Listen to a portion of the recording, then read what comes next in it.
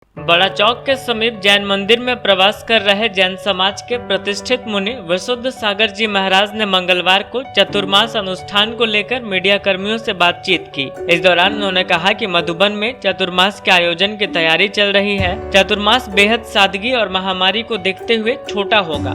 कहा कि राज्य की हेमंत सरकार भी जानती है कि चतुर्मास का स्वरूप कोई भीड़ वाला नहीं होता है, बल्कि सिर्फ जैन मुनि ही विधि विधान और अनुष्ठान करते हैं।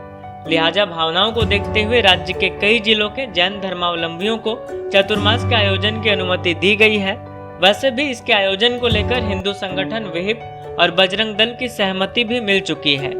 एक सवाल के जवाब में मुनिश्री विशुद्ध सागर ने इस बात से इनकार करते हुए कहा कि जैन समाज में सभी 24 तीर्थंकरों का पूजन और अनुष्ठान होता है।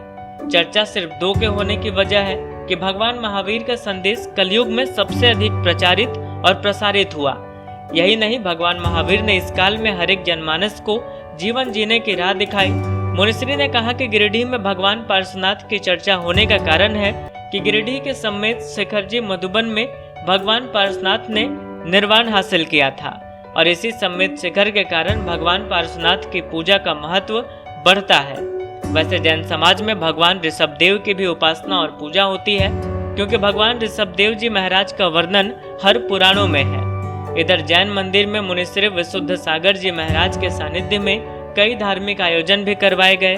बिहार के कटिहार से पुण्य सागर जी महाराज से दीक्षा लेकर गिरिडीह पहुंची 90 वर्षीय कैलाशी देवी का जैन मान्यताओं के अनुसार गोद भराई का रस्म पूरा किया गया। मौके पर जैन समाज के महेश जैन, श्रेयांश जैन, अविनाश सेठी, अशोक पांड्या और अंकित पांड्या समेत कई मौजूद थे।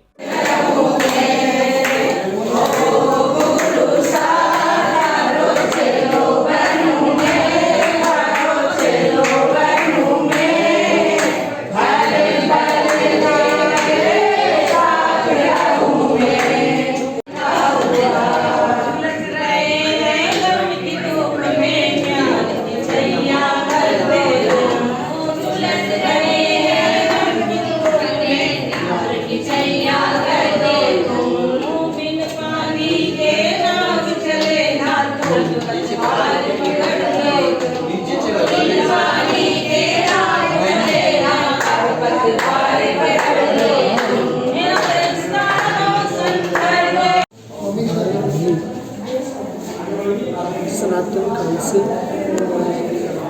सभ्य संस्कृति से सुशोभित है, जिसमें 24 तीर्थंकर भगवंत हुए, जिन्होंने सारे विश्व में 36 मृत्युओं का प्राप्त पाया है।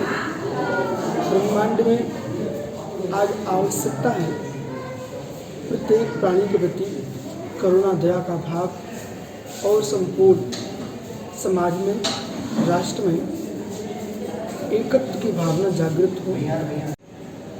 एक सिद्धांत का नियम है, अरिपिता निर्पित सिद्धे, कि जिसका काल रहता है उसकी जयकार होती है। अभी वर्तमान में तीर्थंकर महावीर स्वामी का शासन चल रहा है, इसलिए भगवान महावीर का नाम अधिक आता है। दूसरे ऋषभदेव जो कि प्रथम तीर्थंकर थे और प्रथम तीर्थंकर होने के नाते उनका सबसे ज़्यादा समय और काल बीता, जिनकी व्याख्या ऋग्वेद में आदि ग्रंथों में भी आई है, पुराणों में पुराण पुरुष थे भगवान ऋषभदेव, इसलिए उनकी चर्चा होती है। यहाँ पर ये जिस क्षेत्र में बैठे हुए हैं पारसनाथ भगवान की बहुत चर्चा है, क्योंकि यहाँ तीर्थंकर पारसनाथ स्वामी सम्मिश्र से निर्वाण को प्राप्त हुए।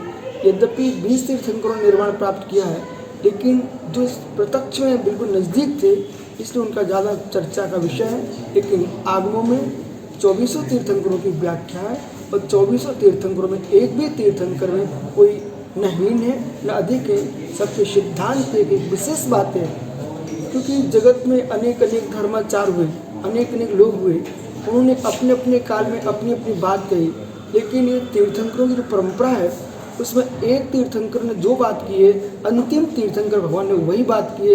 एक भी तीर्थंकर ने एक भी तीर्थंकर से भिन्न किसी प्रकार की व्याख्या नहीं की। इसलिए सनातन काल से और ऐसे 24 तीर्थंकर, मात्र यही 24 नहीं है, ऐसे अनंत 24 हो चुकी हैं, वो भविष्य में भी होंगे।